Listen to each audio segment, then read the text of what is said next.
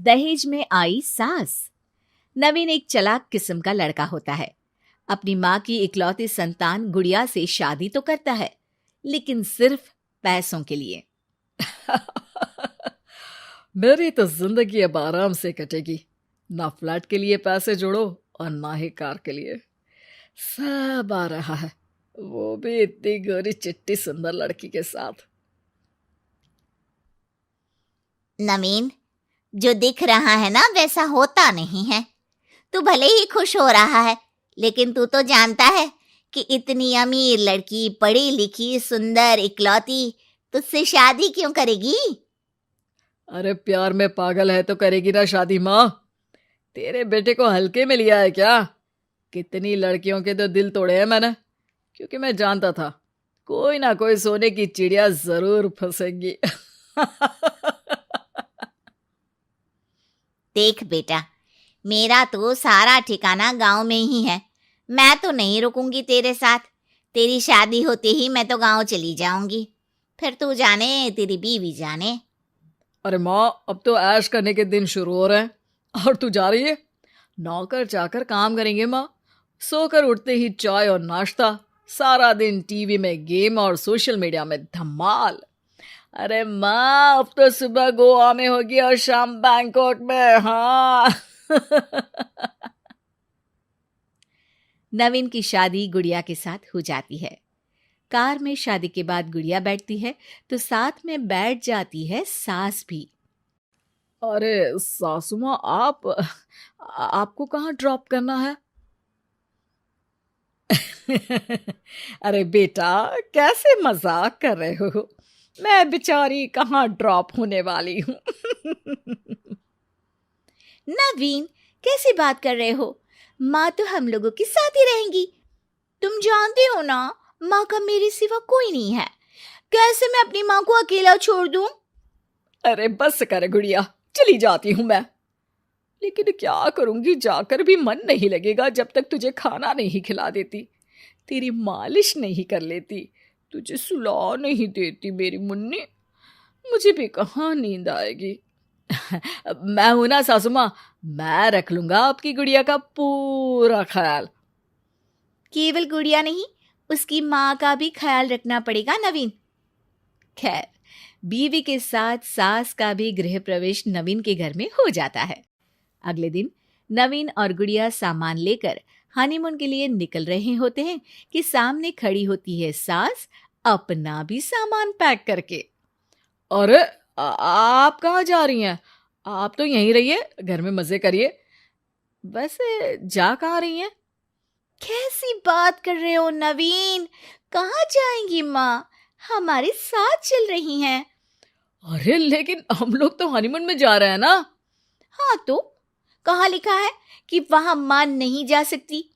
देखो नवीन, मैं अभी बहस करने के बिल्कुल मूड में नहीं हूं। नवीन बेचारा करता भी तो क्या। सभी होटल में पहुंचते हैं। अरे सुनो गुड़िया, अपना क्रेडिट कार्ड तो देना, रूम बुक करवाना है। वो तो हो गया दामाद जी, आइए रूम नंबर 502 में चले। और हम लोगों का कौन सा रूम है सासू माँ? अरे हम लोगों का ही 502 है दामाद जी।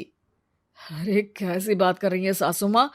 हम लोगों का मतलब है मेरा और गुड़िया का। उफ़ो, कैसी बात कर रहे हो नवीन? माँ बेचारी इस अनजान शहर में, अनजान जगह, अकेले कमरे में रहेंगी? नहीं नहीं, हम सबका एक ही रूम है, एक्स्ट्रा बेड लगवा दिया है।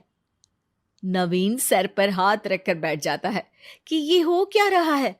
वो सोच लेता है कि वो गुड़िया से इस बारे में बात करेगा। तभी उसे गुड़िया और उसकी माँ के बात करने की आवाज आती है। गुड़िया, लगता है नवीन को मेरा तुम लोगों के साथ आना अच्छा नहीं लगा। मैं सोच रही हूं कि अपनी 1200 करोड़ रुपए की प्रॉपर्टी किसी एनजीओ में दे दूं। कम से कम उन लोगों को मेरे होने से नफरत तो नहीं होगी ना। माँ, मुझे माफ कर दो। मुझे लगता था कि नवीन मुझसे प्यार करता है, लेकिन नवीन तो बहुत खराब है माँ। मैं भी सोच रही हूँ कि उसे छोड़ दो। जहाँ तेरी कद्र नहीं, मैं रह सकती हूँ क्या? 1200 करोड़? अरे यार, मैं तो ये जानता ही नहीं था कि इसमें 0 कितना लगता है, ये तो पता ही नहीं है मुझे। अरे मम्मी जी क्या कमरे में बैठी हैं, चलिए शहर घूम कर आते हैं हम माँ बेटे। सच में नवीन, तुम्हें मम्मी का हम लोगों के साथ रहना बुरा नहीं लग रहा? अरे कैसी बात कर रही हो गुड़िया, माँ तो माँ होती है, फिर तुम्हारी हो या मेरी, क्यों? ओके ओके चलो कहीं घूम कर आते हैं। सब घूम फिर कर घर आ जाते हैं। नवीन के दिमाग में तो बस अब 1200 करोड़ रुपए का आंकड़ा ही चलता रहता है। ओहो थक गई मैं तो। माँ जी मैं चाय ले आता हूँ। अरे बेटा खाने में भी कुछ बना देना, मैं कमरे में ही हूँ, आवाज दे देना। थका हारा नवीन पैसों की लालच में किचन में जाकर खाना बनाता है और सास के सामने पेश कर देता है। सासू माँ, मैं क्या सोच रहा था कि कुछ शेफ के इंटरव्यू शेड्यूल कर दूं क्या मैं? अरे नहीं नहीं, मैं किसी के भी हाथ का खाना नहीं खा सकती हूँ, वैसे भी मैं खाती ही कितना हूँ, फालतू पैसे क्यों खराब करना। क्यों नवीन, शादी से पहले तो तुमने कहा था कि तुम्हारी हॉबी कुकिंग है, अब क्या हो गया? बनाओ ना खाना। नवीन बेचारा सुबह शाम दिन रात किचन में होता और खाना बनाता, सास की सेवा करता और बीवी के नखरे झेलता। बेटा नवीन, आज कुछ साउथ इंडियन बनाकर खिलाओ, क्यों आता तो है ना? हाँ हाँ माँ क्यों नहीं।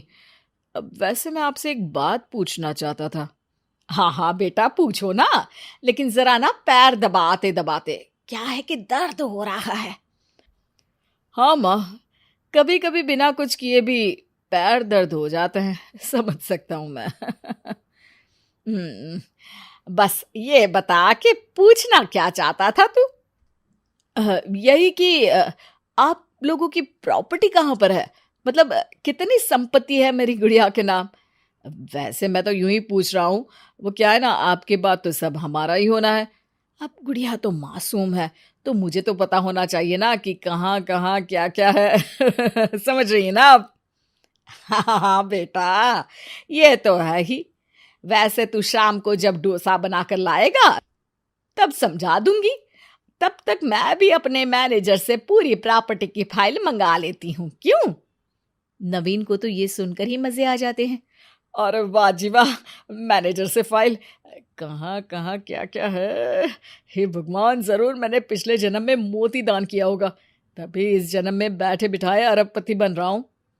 नवीन किचन में जाकर लग जाता है दाल चावल पीसने। मन लगाकर खाना बनाता हूँ, शाम को मैनेजर आएगा तो वो भी खाकर उंगली चाटता रह जाएगा। शाम होती है और नवीन सज धज कर तैयार हो जाता है।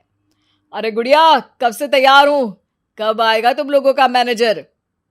तैयार तो मैं भी हूँ, हम लोग भी उससे मिलने के लिए बेकरार है, पता नहीं कब आएगा। अरे गुड़िया, मैनेजर से बात हो गई क्या, कब तक आ रहा है वो?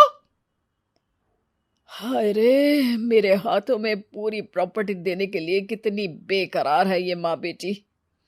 तभी घंटी बजती है और मैनेजर साहब घर के अंदर आते हैं। आइए आइए आइए, क्या रिपोर्ट है मैनेजर साहब? उसके लिए तो पहले मैम से फीडबैक लेना पड़ेगा। मैनेजर माँ बेटी के साथ बैठता है और जाते वक्त उन लोगों के हाथ में फाइल देकर जाता है। अरे वाह जी वाह, बल्ले बल्ले बल्ले। मजे आ गए नवीन, अब तो हम हमेशा साथ रह सकते हैं, मैं तुम और माँ। हाँ हाँ लाओ लाओ, फाइल यहाँ लेकर आओ। नवीन फाइल खोलकर पढ़ता है तो उसके होश उड़ जाते हैं। ये क्या है, तुम लोगों को पागल खाने से रिलीज कर दिया है, ये तो उसकी फाइल है। हाँ बेटा, दरअसल ना हम दोनों का इलाज चल रहा था पागल खाने में, ट्रायल में हम लोग बाहर थे, हम लोगों को अपने दिमाग का प्रयोग करके दिखाना था, जिसके बेस पर हम लोगों को पागल खाने से छुट्टी मिलने वाली थी। सो हम लोगों को छुट्टी मिल गई। हम लोगों के पास ना कोई प्रॉपर्टी नहीं है, वैसे भी शादी से पहले तो तुमने कहा था कि। चुप, बिल्कुल चुप, क्या बोला था क्या नहीं मुझे नहीं पता, फिलहाल तो मैं जा रहा हूं। हे भगवान, ज्यादा चालाकी भी अच्छी नहीं होती, ये मुझे अब पता चल रहा है।